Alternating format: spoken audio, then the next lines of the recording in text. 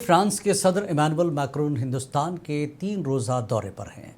Macron ने आज मुंबई से लोक भवन में वज़ीर आज़म नरेंद्र मोदी से मुलाकात की। इस दौरान हिंदुस्तान फ्रांस ताल्लुकात दोनों ममालिक के बीच दिफाई ताउन और बाहमी दिलचस्पी के आलमी मसाइल से मुतल्लिक़ मौज़ूआत पर बातचीत हुई।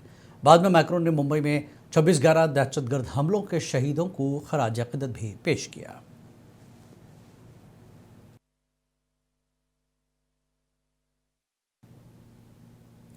अजीत पवार तैयारा हादसे पर वजारत शहरी हवाबाजी का एक अहम बयान सामने आया है। वजारत ने इस बात की तस्दीक की है कि तैयारे के दोनों आज़ाद फ्लाइट रिकॉर्ड्स को आग लगने से नुकसान पहुंचा है। Aircraft accident investigation bureau AAIB ने अजीत पवार तैयारा हादसे की तहक़ीक़ात के बारे में एक अपडेट फराहम किया। ब्यूरो का कहना है कि तहक़ीक़ात बैनुल-अक़वामी मयार के मुताबिक की जा रही है। प्रेस इंफॉर्मेशन ब्यूरो की तरफ से जारी करदा एक बयान में ब्यूरो ने कहा कि तैयारे में 2 आज़ाद फ्लाइट रिकॉर्ड्स, एक digital flight record data records और एक कॉकपिट वॉइस रिकॉर्ड नस्ब था। हादसे के दौरान दोनों रिकॉर्ड्स तवील अरसे तक शदीद गर्मी की जद में रहे और उन्हें आग से बड़ा नुकसान पहुंचा।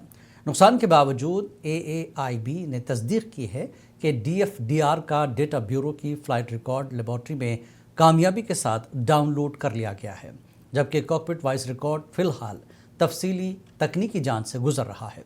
आपको बता दें कि 28 जनवरी को बारामती में तैयारा हादसे में महाराष्ट्र के नायब वज़ीर आला अजित पवार और दीगर 4 अफराद की मौत हुई है।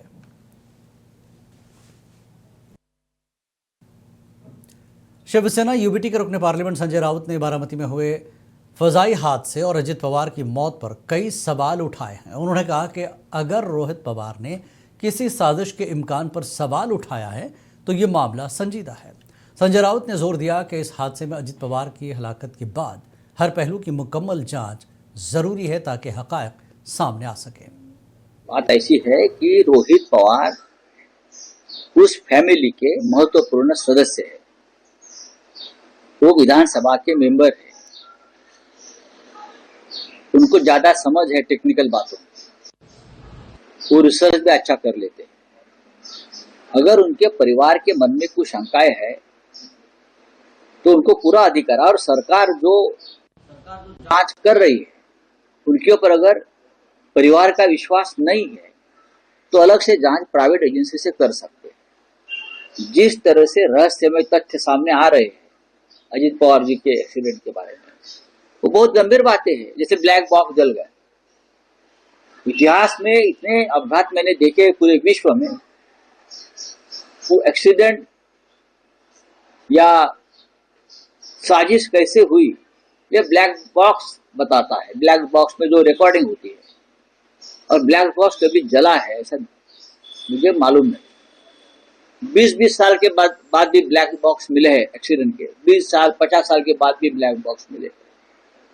लेकिन अजित पवार के फ्लाइट का ब्लैक बॉक्स डिस्ट्रॉय हो गया है, जल गया है। तो कैसा हो सकता है? ये मुद्दा अगर रोहित पवार जी ने सामने लाया है तो ये गंभीर मुद्दा है, और पवार फैमिली उसकी समांतर जांच करना चाहते हैं तो करनी चाहिए। आपको लग रहा है सरकार आनाकानी कर रही है जांच के आदेश? डेफिनेटली सरकार की मंशा ठीक नहीं है इस मामले में। ऐसे में कांग्रेस लीडर अतुल लोंढे का कहना है कि अजित पवार की मौत के हवाले से साजिशी कयास आराइयां चल रही हैं। उन्होंने कहा कि जब तक तस्दीक शुदा मालूमात सामने नहीं आती तब तक लोगों के जहनों में शुकूक व शुबहात बरकरार रहेंगे।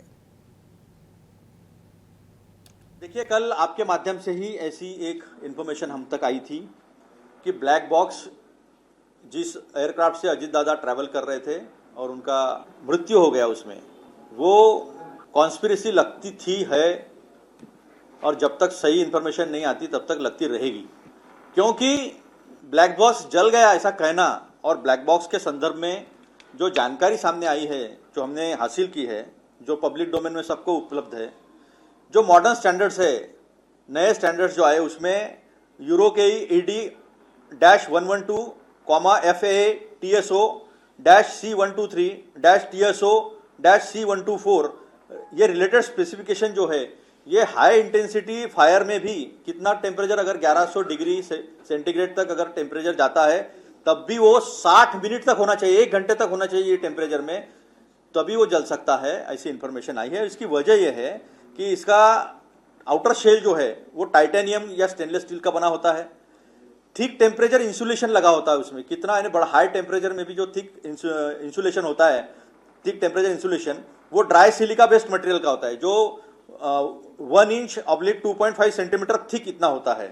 तो और एडिशनल प्रोटेक्टिव लेयर्स भी होते हैं। तो ऐसे परिस्थिति में अजीत दादा का जब एक्सीडेंट हुआ या जो भी कॉन्स्पिरेसी थ्योरी चल रही है हुआ, तो उस वक्त एयरक्राफ्ट गिरने के बाद 5 मिनट में स्थानीय लोग जो है वहां इकट्ठे हो गए थे। महाराष्ट्र के वज़ीर आला देवेंद्र फडणवीस ने बांद्रा के जियो वर्ल्ड कन्वेंशन सेंटर में क्लाइमेट वीक के पहले एडिशन का इफ्तिताह किया। इफ्तिताही तकरीब में मरकजी वज़ीर काबिल तजदीद तवानाई प्रहलाद जोशी, महाराष्ट्र की वज़ीर बराए हैवानात पंकजा मुंडे, मुंबई की नवमंतखब mayor Ritu Tawde, Mumbai metropolitan region development authority के कमिश्नर संजय मुखर्जी और कई दीगर सीनियर अफसरान और मुअज़्ज़िज़ीन ने शिरकत की।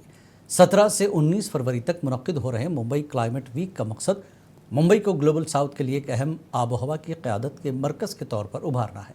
इस दौरान मरकज़ी और रियासती हुकूमतों, मुख्तलिफ एजेंसियों, मालियाती इदारों, सनती इदारों, तालीमी इदारों, सिविल सोसाइटी की तंजीम और यूथ नेटवर्क्स के नुमाइंदों के साथ साथ 30 से ज़ायद ममालिक के वफूद की शिरकत मुतवक्के है।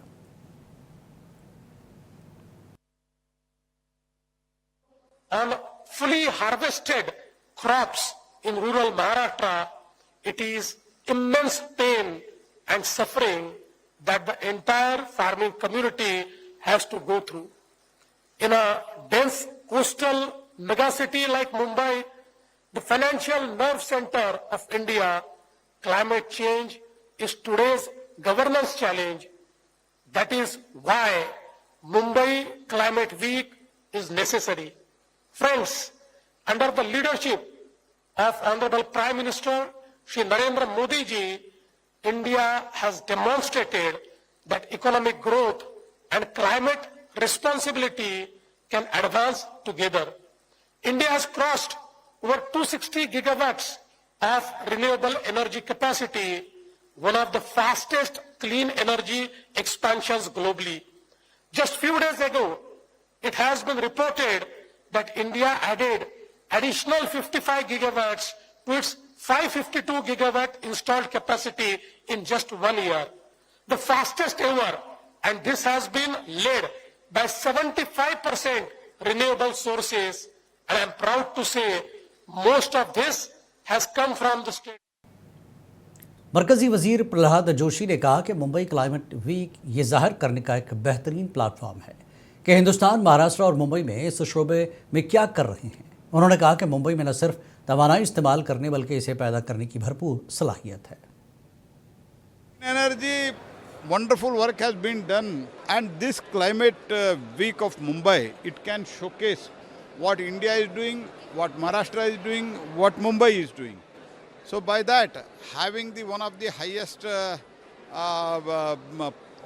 highest population of the city of the country, इसके साथ ही साथ इतने बड़े बड़े मात्रा में बिल्डिंग्स है, हाई राइज बिल्डिंग्स है, अपार्टमेंट्स है, उसमें कैसे हम एक एनर्जी सिर्फ कंज्यूम करने से बजाय हम एनर्जी प्रोड्यूसर कैसे बन सकते हैं, अपने आप में मुंबई एक उदाहरण बन सकता है।